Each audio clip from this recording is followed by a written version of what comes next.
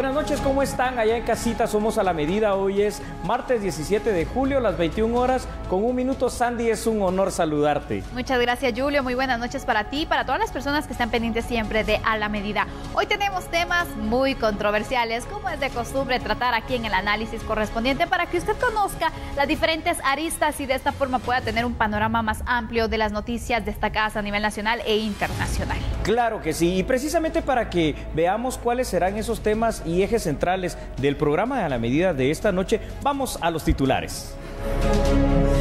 Dicen que su sueldo ya no les alcanza. La Asociación de Jueces y Magistrados solicitan que se les aumente el salario, entre otros beneficios. ¿Se justifica lo que piden?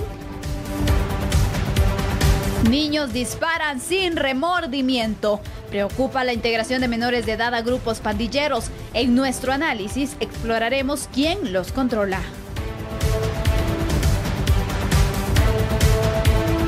¿Qué hace realmente la oficinita de la SAT?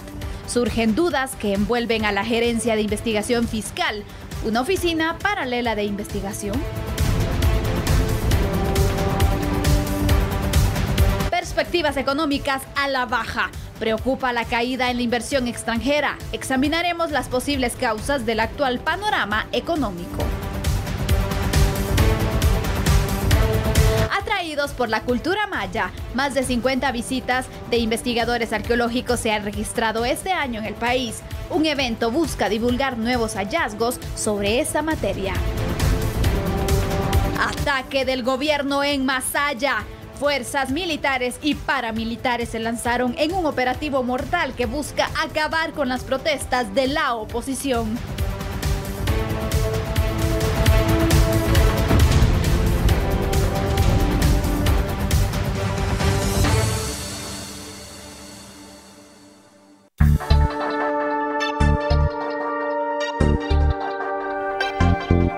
Iniciamos con este tema que hoy llamó la atención en la Torre de Tribunales y precisamente la Corte Suprema de Justicia, porque la Asociación de Jueces y Magistrados del organismo judicial presentó a las autoridades de la Corte Suprema de Justicia un pliego de peticiones. Entre estas, mejoras salariales para los operadores de justicia, la creación de un escalafón y rebajar la jornada de trabajo para los juzgadores de paz.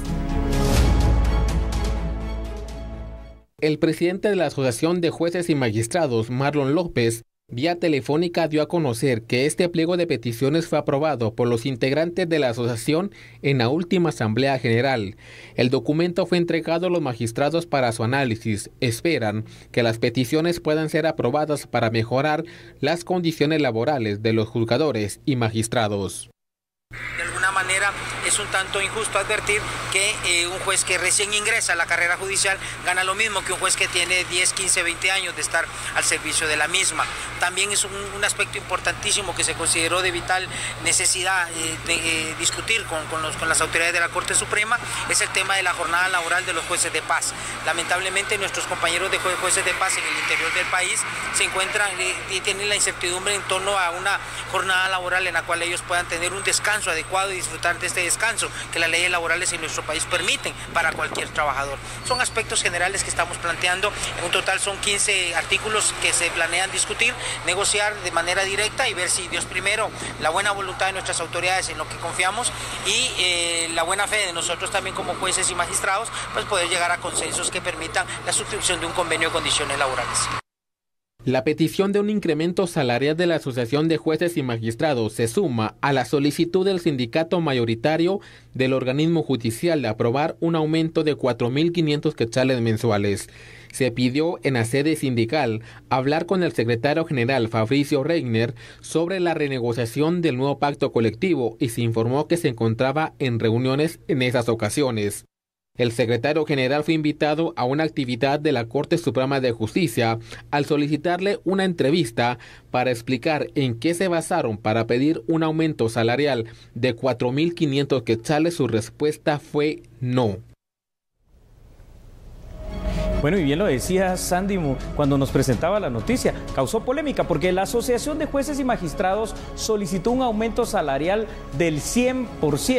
Además, solicitaron algunas otras situaciones importantes para ellos, que se implemente un escalafón para que los que entran como primer ingreso de jueces no tengan la misma escala salarial que los que ya tienen muchos años. Seguro médico adicional, aparte de la prestación del IX. Además, también se pidió agilizar la contratación de auxiliares judiciales para cada una de las judicaturas, así como mejorar los descansos de los jueces de paz del interior. Recordemos que el organismo judicial es la única institución que cuenta con presencia en los 340 municipios de Guatemala. La justificación para este aumento que solicitan del 100% es que no reciben un aumento salarial los jueces y magistrados desde hace 18 años. En promedio, los salarios de un juez de paz son entre 12 a 15 mil quetzales, un juez de primera instancia 20 mil y un magistrado de sala 30 mil quetzales. Sobre esa base, Sandy, vamos a empezar un análisis que tenemos que ser, como siempre, todos los análisis acá muy serios y muy correctos. Es decir,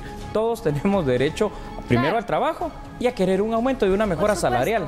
Pero la situación es como, Exactamente, y es que ahí vamos. El tema del escalafón, yo la verdad te digo, sinceramente, no lo veo mal.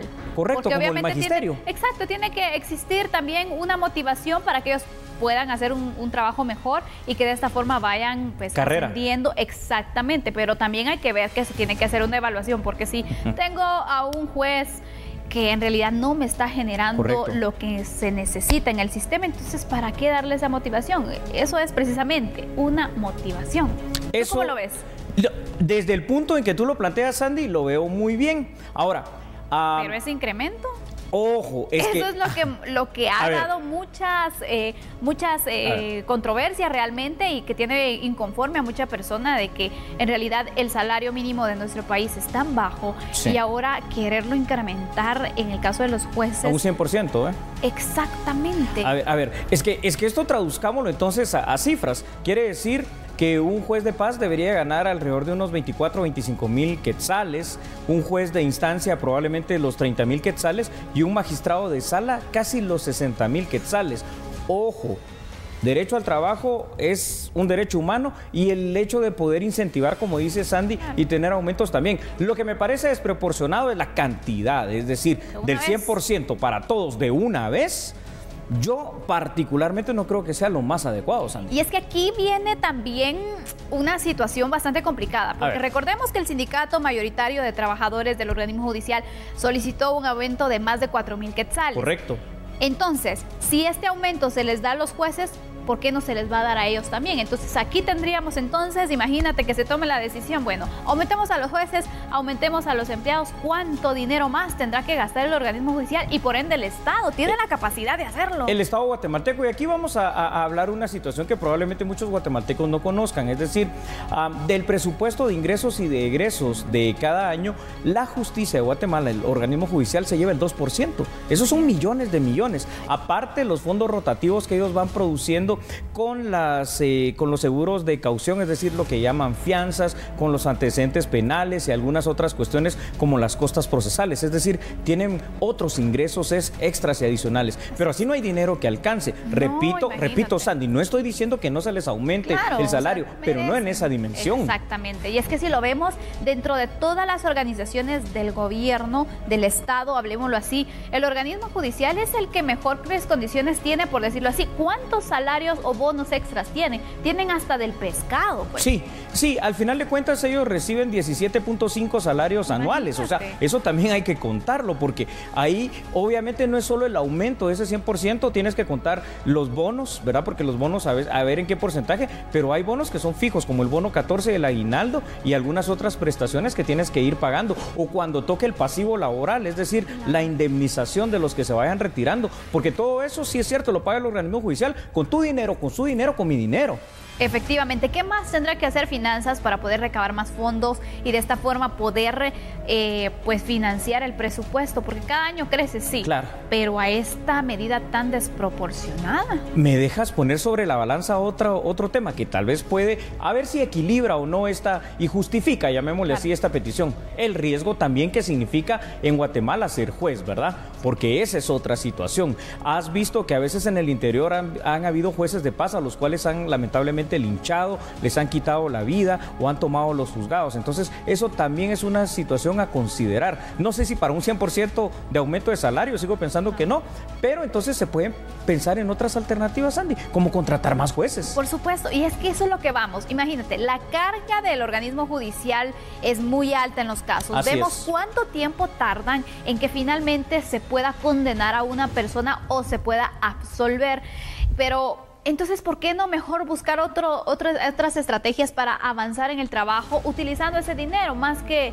dar ese incremento tan desmedido? Es que se necesitan prioridades ahí también. Correcto, y hay otro tipo de prioridades. Así que reiteramos una vez más, Sandy, ¿verdad? Para que no se vaya a pensar. Aquí en A la Medida estamos diciendo que el derecho al trabajo y tener aumentos es un derecho, y qué bueno, pero no en esa desproporción por la gran cantidad de millones de inversión o gasto que le va a significar al Estado guatemalteco para resultados muy magros. Hay que decirlo, porque seguimos teniendo, ¿verdad?, un 95-96% de impunidad, y hay necesidades ingentes, la necesidad de mejorar en seguridad, en salud y en otras cosas, y en el mismo organismo judicial otro tipo de necesidades para ampliar la cobertura, para construir nuevos juzgados.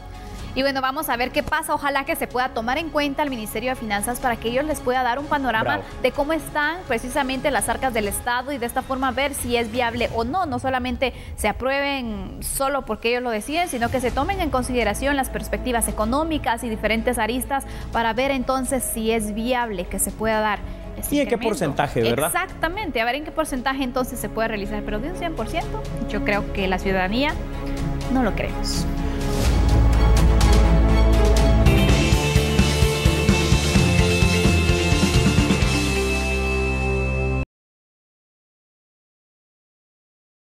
Guatemala, los niños sicarios. Los problemas familiares y la falta de oportunidades de educación, de trabajo, contribuyen a que muchos menores de edad encuentren refugio en las pandillas. Ahora, las pandillas se terminan convirtiendo en la verdadera familia de estos chicos, porque ahí encuentran la protección, el cariño, la atención, entre comillas, cariño, ¿verdad?, que ellos le brindan. Los menores de edad se sienten atraídos a ellas porque aparte se vuelven poderosos, aquello de poder hacer lo prohibido.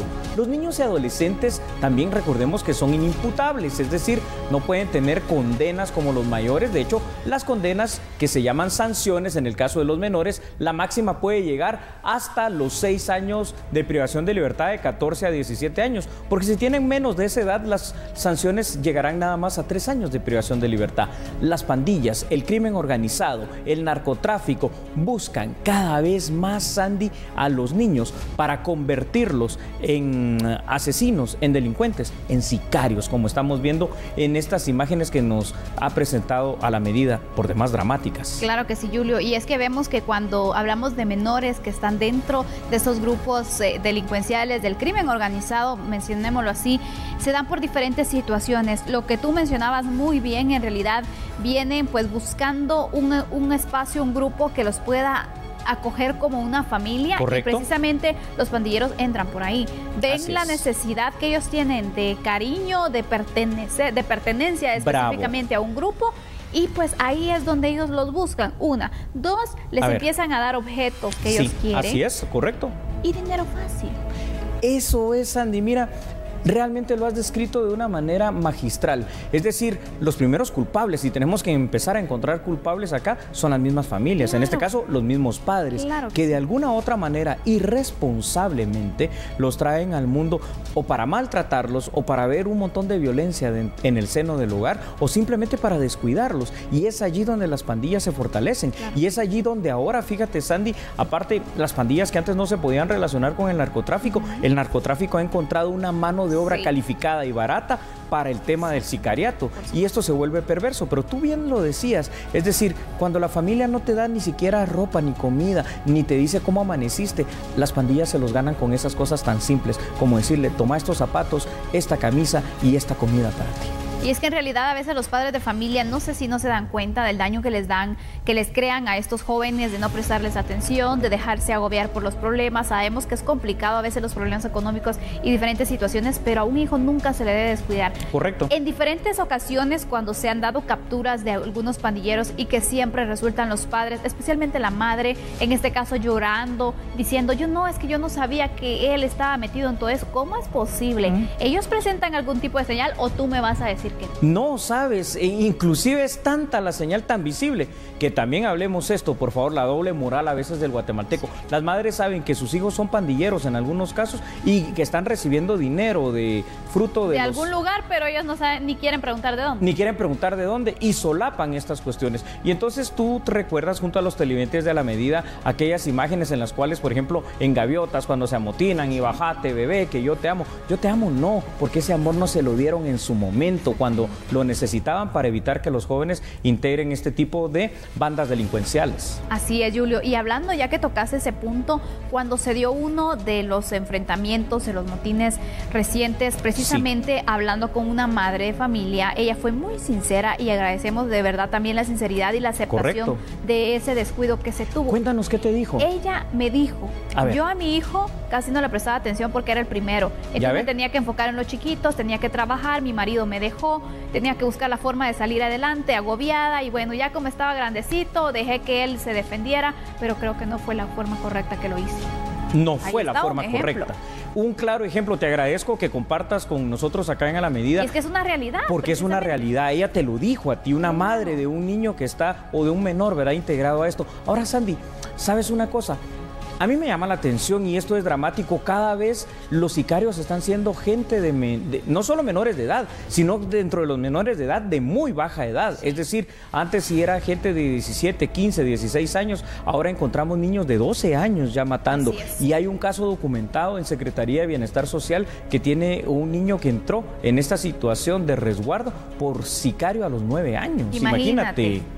Yo recuerdo hace aproximadamente unos 3 años, en una de las capturas de la Policía Nacional Civil, un niño, 8 años, lo agarraron infragante. ¿De verdad? Con el arma y todo. 8 años. Y platicando con él, sin ningún tipo de temor, decía, ya voy a salir y mis hermanos me están esperando afuera. ¿Quiénes eran sus hermanos? Los pandilleros. Los pandilleros, porque los pandilleros ya los adoctrinan, les dicen, ¿verdad? Y así se tratan, ellos buscan la manera de hacerse... ¿Por qué? Porque son jóvenes que también tienen el mismo problema. Entonces ellos tratan de una u otra forma, tratar de justificar, de buscar esos espacios que están vacíos dentro de ellos, y lo hacen por medio del delito. Equivocadamente, hay que mencionarlo, porque no es correcto. Pero mira cómo está tergiversado y dañado el tejido social guatemalteco. Es decir, encuentran, y esa solidaridad real en su familia, entre comillas, que se vuelve la pandilla, lo que no encontraron en la familia real, en la familia consanguínea. Es decir, Sandy, aquí tenemos que trabajar, creo yo, a otro nivel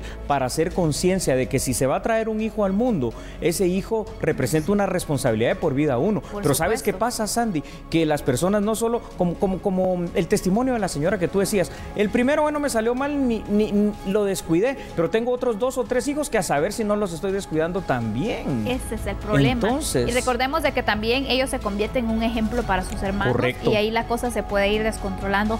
Pero también veamos una situación, Julio, en uno de los ataques recientemente que se dan, y este ocurrió ayer, específicamente en contra de un repartidor. El otro, ese fue en Bárcena. El de Bárcena, es cierto. Uno de estos jóvenes, eran muy jóvenes realmente, pero uno de ellos hasta se ríe cuando está asesinando a una persona. Es correcto. No puedo concebir eso, la verdad. Se estaba riendo cuando estaba disparando. Como que lo disfrutara. ¿Cómo? Como que fuera un juego de niños. Exacto. Y había otro que cargaba un arma larga, probablemente un fusil de asalto. ¿Te imaginas tú eso, Sandy? ¿Te parece si damos alguna conclusión a este tema? Creo, Sandy, que, repetimos, está fallando el tejido social. Tenemos que trabajar mucho en nuestra juventud. Aquí hay una parte no solo de los padres de familia, no solo del Estado a través de estas normas coercitivas cuando entran a la Secretaría de Bienestar Social. Las iglesias y toda la parte de la sociedad debe apoyar para darle a entender a nuestra juventud que no es ese el camino. Seguramente tú tienes alguna recomendación también para estos jóvenes que están pensando integrarse a pandillas o algo así. Efectivamente. Definitivamente, pero más que a los jóvenes, a los padres de familia. Por favor. Un hijo requiere responsabilidad. Si usted no va a ser responsable, ¿qué está haciendo entonces? Bien dicho.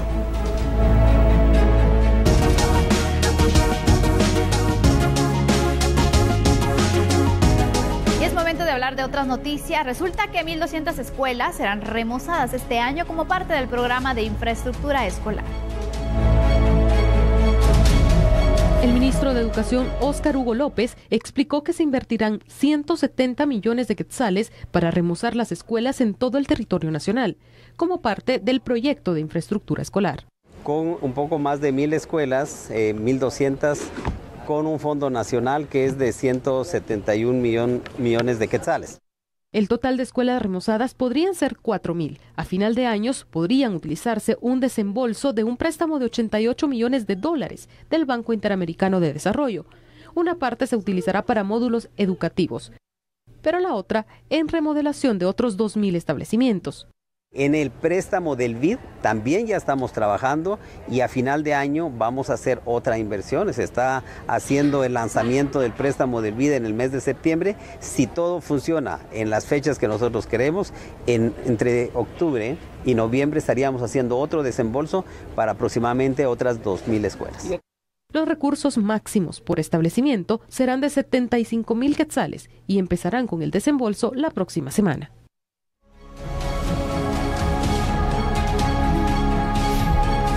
Y bueno, las autoridades de Anacafé entregarán plantas de café precisamente para los afectados del volcán de fuego y de esta forma ayudarles.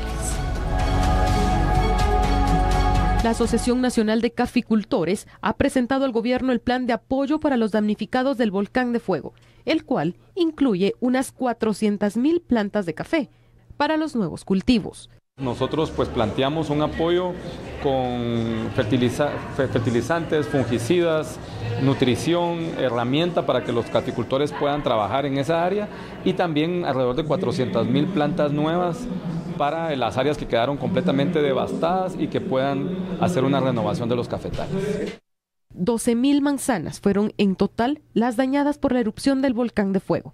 Y algunos expertos aseguran que mucha de esa tierra quedará árida por mucho tiempo, por lo que las autoridades de Anacafé esperan poder reubicar a las personas para que continúen con sus cultivos, que los ha mantenido por décadas. El gobierno ha estado trabajando en un plan de reubicación de estas personas.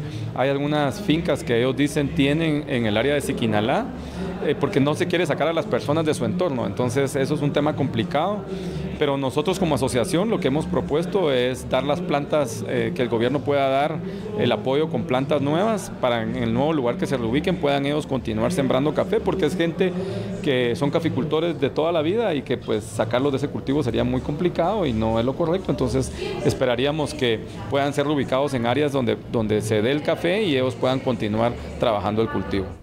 Bueno, pero hay otro tipo de información que tenemos que compartir con usted acá en A la Medida. Sin embargo, será no en este instante, ¿eh? No, después de la pausa, ya volvemos. Somos A la Medida.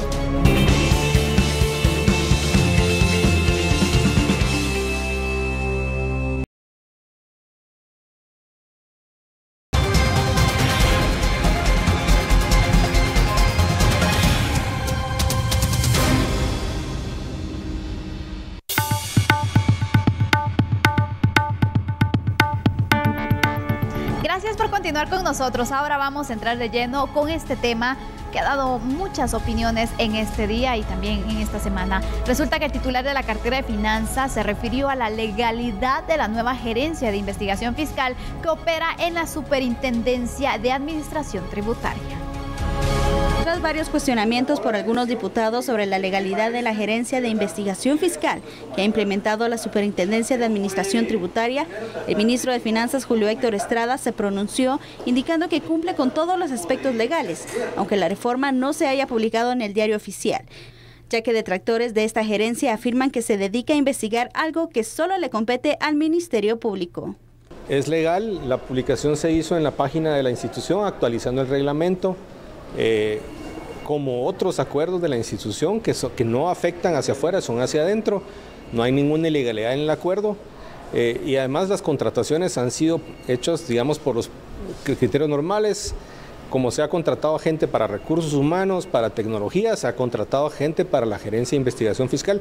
Inclusive muchos de ellos son expertos en informática, en gestión en bases de datos, porque lo que están haciendo es generando información de más valor para que la institución sea más efectiva con sus acciones de recaudación. Según el funcionario, el contar con esta unidad especializada de información fiscal fortalece las funciones no solo de la recaudación fiscal, sino también poder fiscalizar las aduanas de manera eficiente. No hay duplicidad en el sentido de que sí tiene información de fiscalización, pero también tiene información de aduanas, también tiene información de recaudación, también tiene información de planificación y datos macroeconómicos. Entonces junta todo, ¿sí?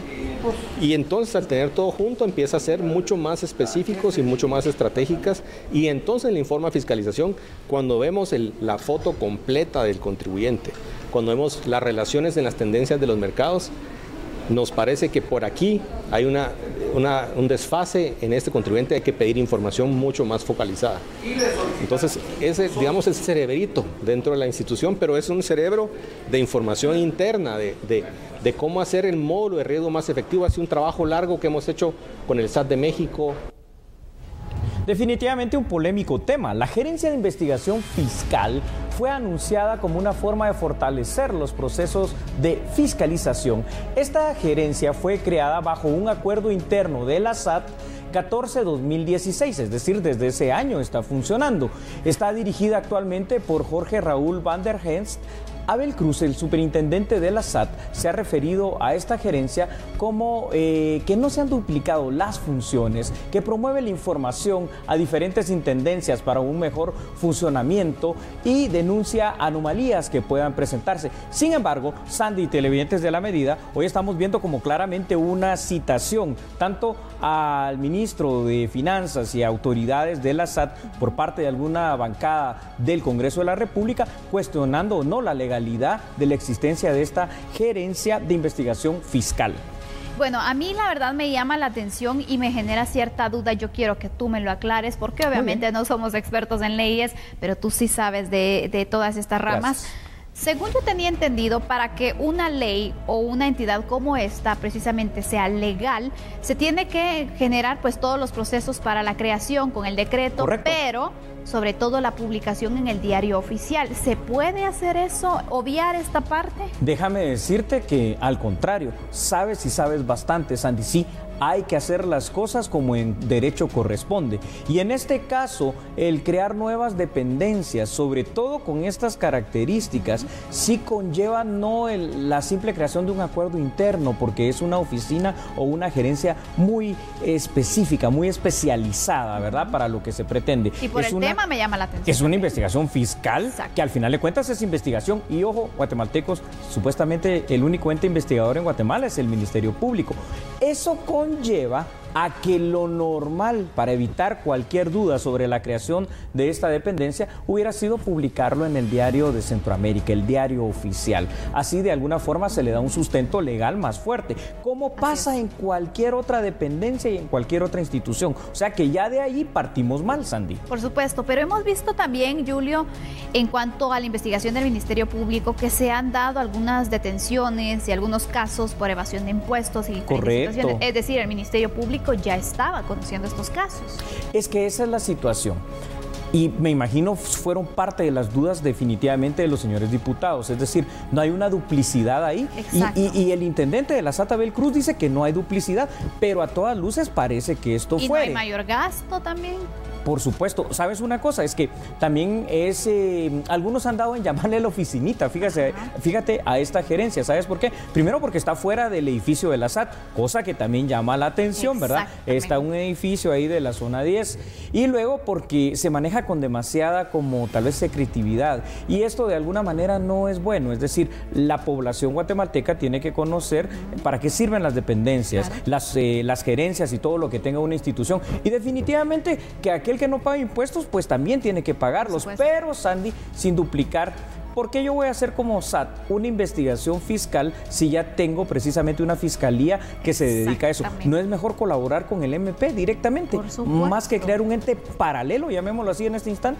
Y es que también el ministro justificaba un poco de que se tienen expertos en el área y eso está bien, no se dice que no, o sea, en realidad se necesitan, pero lo que vamos aquí era necesario crear esta dirección, era necesario poder pues actuar de una forma paralela, si lo quisiéramos ver así, al Ministerio Público, que es el ente encargado de la investigación. ¿No era mejor fortalecer la fiscalía que está que ha estado viendo todos estos casos? Sin necesidad tal vez de crear o si creas una gerencia, pero no sacarla también de la SAT, porque eso crea mucha suspicacia. Algunos detractores precisamente de esta gerencia de investigación fiscal no solo han dado en llamarle la oficinita, sino que van más allá y se han manifestado públicamente como que promueve una especie de terrorismo fiscal. Entonces, esto es lo que hay que tener cuidado, porque nosotros sabemos que las instituciones gubernamentales, sobre todo la SAT, es muy importante porque esa recaudación de impuestos sirve después para que de alguna manera se haga obra pública, pero no deben de quedar dudas en cuanto a transparencia y en cuanto a métodos, ¿verdad?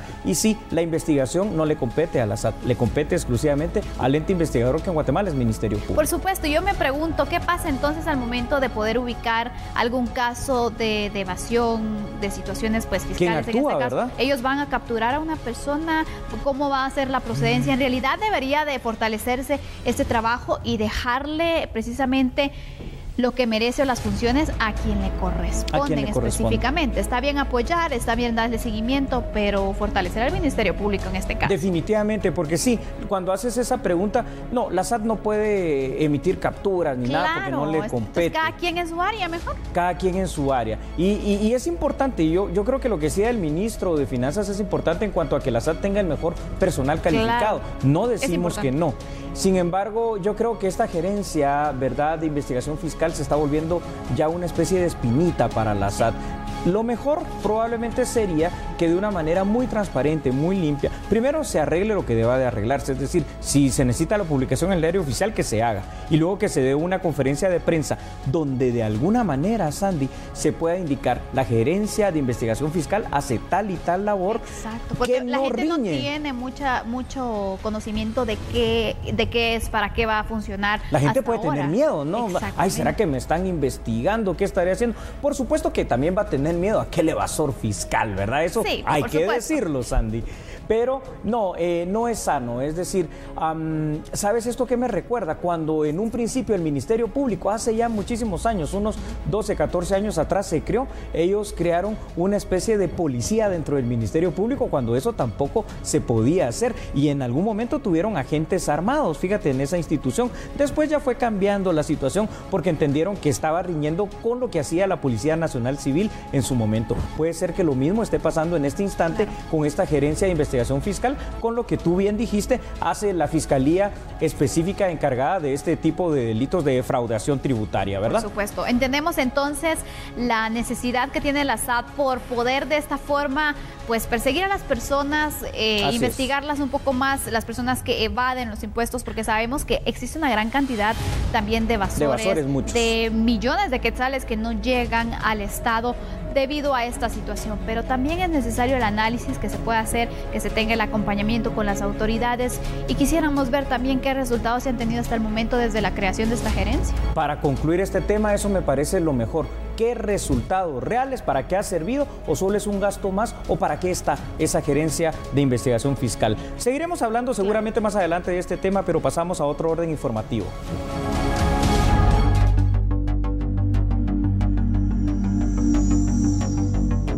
Momento de conocer las noticias judiciales porque en el juzgado 11º del ramo penal a cargo de José Eduardo Cojulum se aceptó la petición del Ministerio Público que 2 hombres queden sujetos a una investigación, esto por los delitos de asociación ilícita y lavado de dinero en el caso penal Blindados.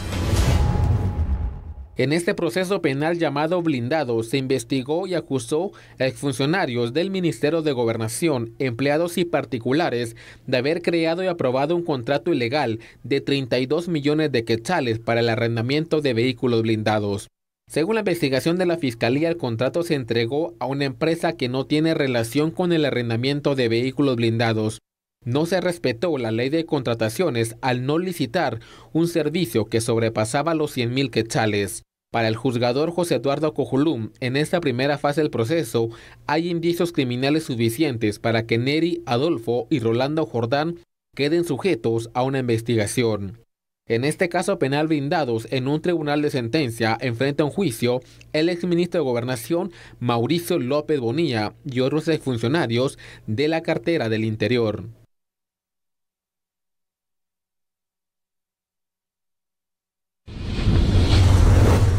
Las autoridades del Registro Nacional de las Personas, RENAP, a la fecha han entregado más de 100.000 documentos personales de identificación a connacionales en Estados Unidos. Esto permitirá que tengan la oportunidad de empadronarse para poder participar en el proceso eleccionario del próximo año. Las autoridades del Tribunal Supremo Electoral iniciaron la fase de empadronamiento en Estados Unidos. Pocas personas han acercado a las sedes a realizar el trámite. Los interesados necesitan presentar su documento personal de identificación para empadronarse respectivamente. El Registro Nacional de las Personas a la fecha, a través de 11 consulados, han entregado más de 100.000 documentos personales de identificación en el país del norte. De esta cuenta, nosotros aproximadamente tenemos 155.256 DPIs que han sido ya puestos en manos de guatemaltecos en Estados Unidos. Es una cantidad de guatemaltecos que nosotros podemos decir que están identificados allá. Obviamente, habrán cerca, tengo entendido, 2 millones, de los cuales, pues algunos de ellos pueda que sí tengan el documento personal de identificación, otros pueda que no lo tengan. En todo caso, es a través del Ministerio de Relaciones Exteriores que ellos tendrán que requerir los servicios. En el 2019 se celebrarán en el país las elecciones generales. Ahora las personas que viven fuera de Guatemala tendrán la oportunidad de empadronarse para participar en los comicios del próximo año. Y con esta noticia es momento de hacer nuestra pausa comercial. Claro que sí, Sandy, pero todavía vienen noticias de corte internacional y algunas situaciones muy importantes que usted no se puede perder. Somos a la medida.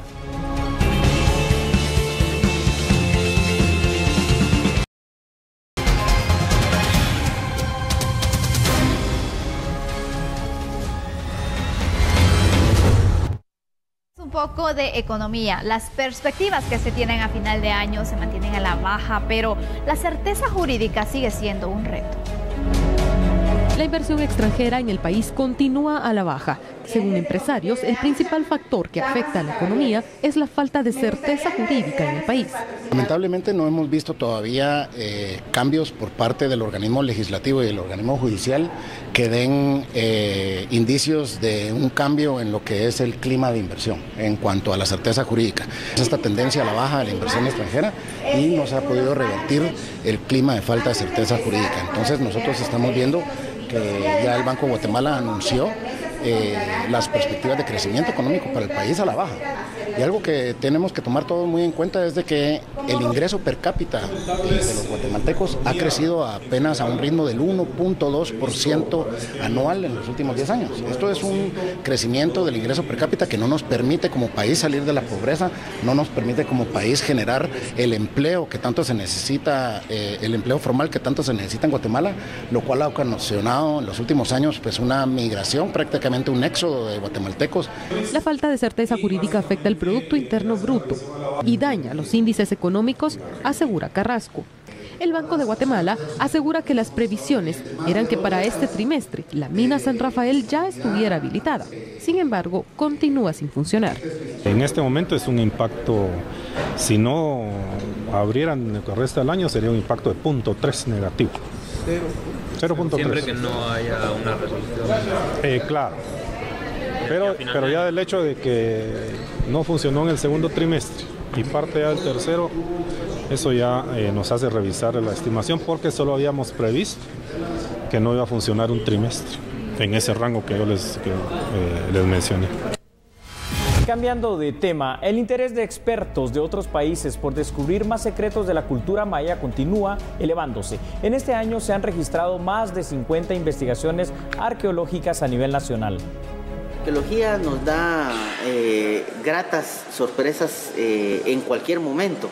todos los años tenemos hallazgos relevantes.